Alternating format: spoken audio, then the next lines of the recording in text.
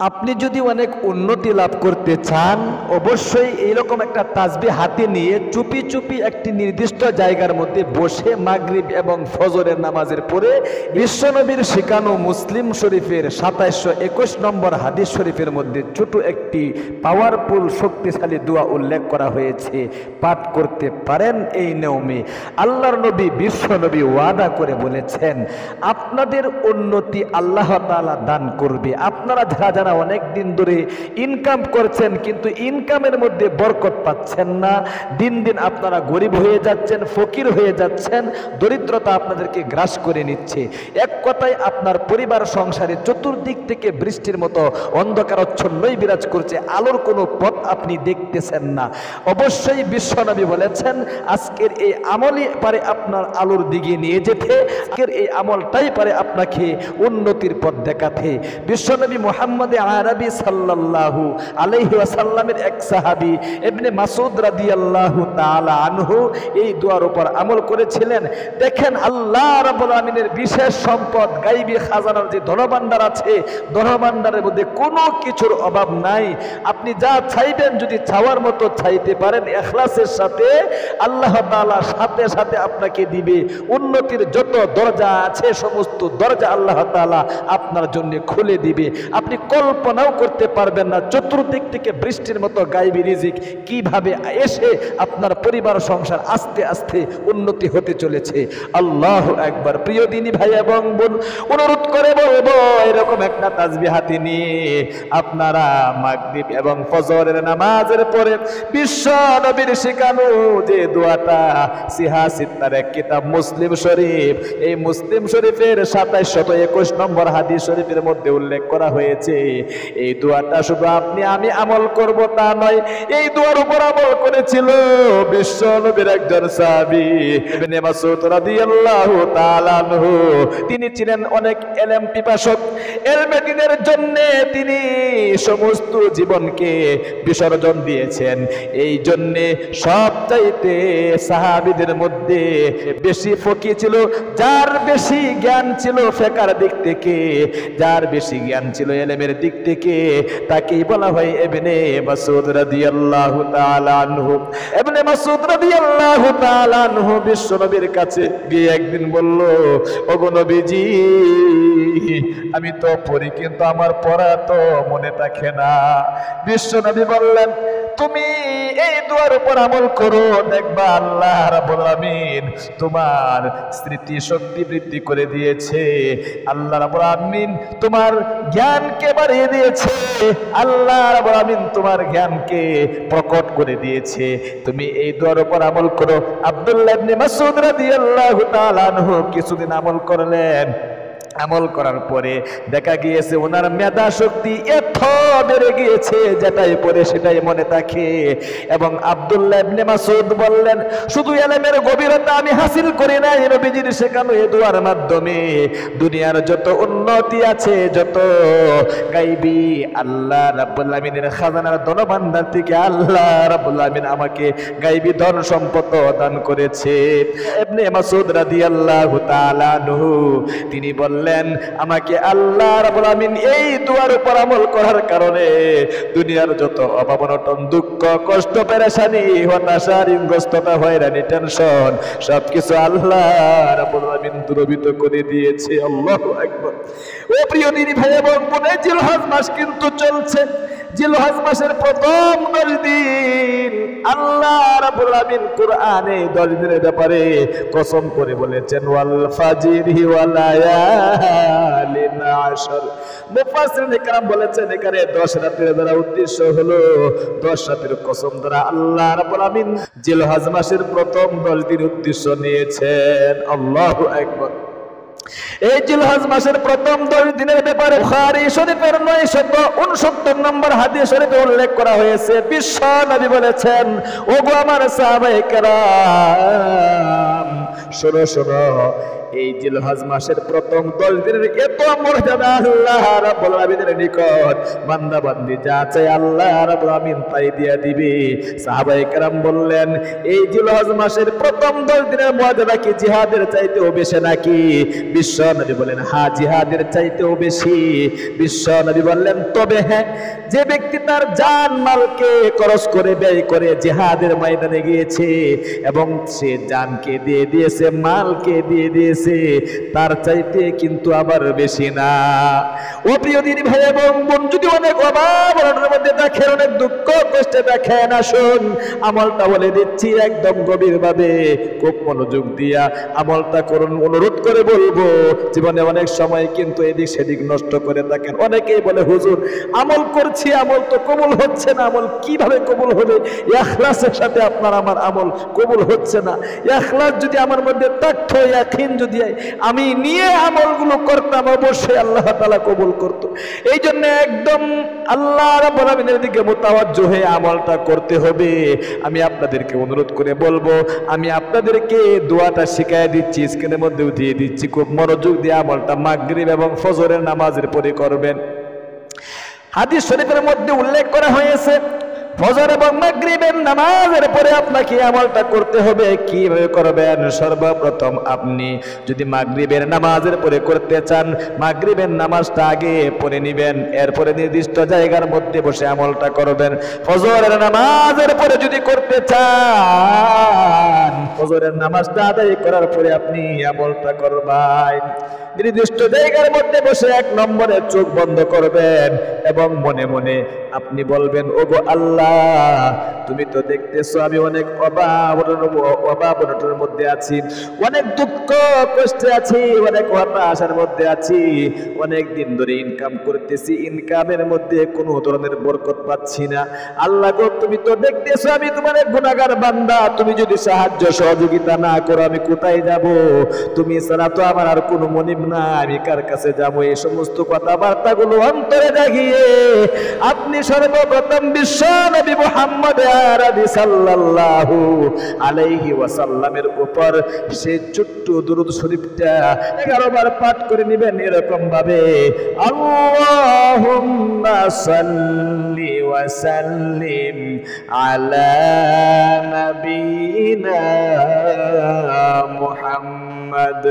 যে কোনো দুরূদ শরীফ পাঠ করলেও হবে, ছোট দুরূদ শরীফটা আমি শিখিয়ে দিচ্ছি আপনাদেরকে। আল্লাহুম্মা সাল্লি ওয়া সাল্লিম আলা নবিনা মুহাম্মদ। খুব মনোযোগ দিয়ে একবার পাঠ করুন, আল্লাহুম্মা সাল্লি ওয়া সাল্লিম আলা নবিনা মুহাম্মদ। আল্লাহুম্মা সাল্লি ওয়া সাল্লিম আলা নবিয়িনা মুহাম্মদ। এরপরে আপনি আল্লাহ রাব্বুল আলামিনের নিকট গুনাহগুলো মাপ চাইবেন। যে দোয়াটা পাঠ করে সর্বপ্রথম, এই দোয়াটা মুসা আলাইহিস সালাতু ওয়াস সালামকে আল্লাহ রাব্বুল আলামিন শিক্ষা দিয়েছিলেন। এক কিপ্তিকে তাপ্পর মেরেছিল, যার কারণে এই কিপ্তি মৃত্যুবরণ করেছিল। হযরত মুসা আলাইহিস সালাতু ওয়াস সালাম এই দোয়াটা পাঠ করার কারণে আল্লাহ তাআলা তাকে ক্ষমা করে দিয়েছিলেন। আপনি এই দোয়াটা 3 বার পাঠ করবেন, রব্বি ইন্নী যালামতু নাফসি ফাগফিরলি। অর্থ চমৎকার, গো আল্লাহ, আমি আমার নফসের উপর জুলুম করেছি, তুমি যদি আমাকে ক্ষমা না করো আমি কোথায় যাব? আপনি 3 বার পাঠ করবেন, রব্বি ইন্নী যালামতু নাফসি ফাগফিরলি, রব্বি ইন্নী যালামতু নাফসি ফাগফিরলি। এরপরে আপনি বিশ্ব নবীর শেখানো সেই মুসলিম শরীফের 2721 নম্বর হাদিস শরীফে মাসউদ রাদিয়াল্লাহু তাআলা আনহু যে দোয়ার উপর আমল করতেন, সেই দোয়াটা আপনি 41 বার পাঠ করবেন খুব মনের গভীর থেকে। এই যে এরকম একটা তাসবিহ হাতে নিয়ে এরকম পাঠ করবেন, আল্লাহুম্মা ইন্নী আসআলুকাল হুদা, বলেন আল্লাহুম্মা ইন্নী আসআলুকাল হুদা ওয়াত-তুকা ওয়াল আফাফা ওয়াল গিনা। অর্থ অনেক চমৎকার। আল্লাহুম্মা ইন্নী আসআলুকা, আল্লাহ আমি তোমার নিকট চাচ্ছি, আমি তোমার নিকট হেদায়েত চাচ্ছি, তুমি আমাকে সঠিক পথের প্রতীক বানাও। ওয়াত-তুকা, এবং খোদা ভীরু হতে চাই, তোমাকে ভয় করতে চাই। ওয়াল আফাফা, এবং আমি তোমার নিকট অবশ্যই সুস্থি চাই, আমি সুস্থ থাকতে চাই। ওয়াল আফাফা ওয়াল গিনা, আমি তোমার গায়বী খাজানা থেকে টাকা পয়সা ধন দৌলত হাসিল করতে চাই। এরকম ভাবে আপনি দোয়াটা 41 বার পাঠ করবেন। আল্লাহুম্মা ইন্নী আসআলুকাল হুদা ওয়াত-তুকা ওয়াল আফাফা ওয়াল গিনা। আল্লাহুম্মা ইন্নী আসআলুকাল হুদা তুকা ওয়াল আফাফা ওয়াল গিনা। আল্লাহুম্মা ইন্নী আসআলুকাল হুদা ওয়াত তুকা ওয়াল আফাফা ওয়াল গিনা। যে যত বেশি ইখলাসের সাথে আমলগুলো করতে পারে, অনেকেই বলে আমার কষ্ট লাগে, অনেকেই বলে হুজুর আমলগুলো করছি কবুল হচ্ছে না, ইখলাস নেই, একনিষ্ঠতা নেই আমাদের মধ্যে, যার কারণে আমাদের আমল কবুল হচ্ছে না। অবশ্যই ইখলাসের সাথে, খুলুসিয়াতের সাথে, একনিষ্ঠতার সাথে আমলগুলো করতে হবে। এরপরে আপনি দুঃখ কষ্ট দূরীভূত হওয়ার জন্য, পেরেশানি দূরীভূত করার জন্য বিশ্বনবীর শিখানো আবু উমামা রাদিয়াল্লাহু তাআলা আনহুকে যে হাদিস সাঈদ খুদরি রাদিয়াল্লাহু তাআলা বর্ণনা করেছেন, যে হাদিসটা তিরমিজি শরীফের মধ্যে উল্লেখ করা হয়েছে, এই দোয়াটা আপনি একবার হলেও পাঠ করবেন। আমি পাঠ করে দিচ্ছি। আল্লাহুম্মা ইন্নী আউযু বিকা মিনাল হাম্মি ওয়াল হাযানি ওয়া আউযু বিকা মিনাল আজিজি ওয়াল কাসালি ওয়া আউযু বিকা মিনাল জুবনি ওয়াল বুখলি ওয়া আউযু বিকা মিন ওয়ালাবাতিত তাইনি ওয়া কাহরির রিজাল। আল্লাহু আকবার। এই দোয়াগুলো পাঠ করে সর্বশেষে আমারও সেই দরুদ শরীফটা আপনি 11 বার পাঠ করে নেবেন। আল্লাহুম্মা সাল্লি ওয়া সাল্লিম আলা নবিয়িনা মুহাম্মদ। আল্লাহুম্মা সাল্লি ওয়া সাল্লিম আলা নবিয়িনা মুহাম্মদ। এরপরে সংক্ষিপ্ত মোনাজাত করবেন। মোনাজাতে কি কি বলতে হবে খুব মনোযোগ দিয়ে শিখুন। আলহামদুলিল্লাহি রাব্বিল আলামিন ওয়াসসালাতু ওয়াসসালামু আলা আশরাফিল আমবিয়া ওয়াল মুরসালিন। এক নম্বরে বলবেন, আল্লাহ জীবনে অনেক অন্যায় করেছি, পাপ করেছি, তুমি তো দেখতেছ আমার গুনাহগুলো পাহাড় পরিমাণ হয়ে গিয়েছে। গুনার দিকে তাকালে জাহান্নাম ছাড়া আর কিছু দেখি না। গুনার দিকে না তাকিয়ে তোমার রহমতের দিকে তাকিয়ে তুই আমাদের জীবনের গুনাহগুলো মাফ করে দাও। আল্লাহ গো, তুমি ছাড়া আমাদের আর কেউ নেই। আমরা কোথায় যাবো, কার কাছে বলবো, কার কাছে যাবো? তুমি তো আমার মনিব, তুমি তো আমার রব, তুমি তো আমার সব।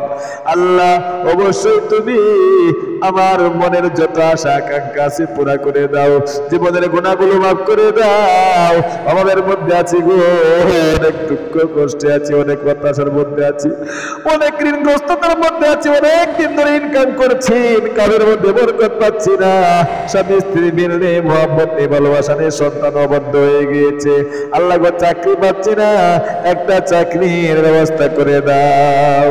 সবগুলো একটা একটা করে বলবেন আপনার মনের যত আশা আকাঙ্ক্ষা আছে বলে সর্বশেষে আখিরি তামান্না ওয়াজাল কালিমাতুনা আইদাল মাউতিল লা ইলাহা ইল্লাল্লাহু মুহাম্মাদুর রাসূলুল্লাহ সাল্লাল্লাহু আলাইহি ওয়াসাল্লাম।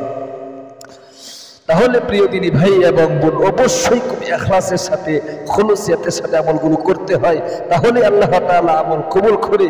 আপনি কমও যদি আমল করেন, ইখলাসের সাথে যদি আমলটা হয়, সাথে সাথে আল্লাহ তাআলার নিকট যা চাইবেন আল্লাহ তাআলা তাই দিবেন। বিশেষ করে এই জিলহজ মাস চলছে, জিলহজ মাসের প্রত্যেকটা রাত, প্রত্যেকটা দিন অত্যন্ত গুরুত্বপূর্ণ। আল্লাহ যারা আমলটা করেছে, আমলটা করবে, অবশ্যই তুমি তাদের প্রত্যেকের মনের যত চাওয়া পাওয়া আছে পূরণ করো, আমিন।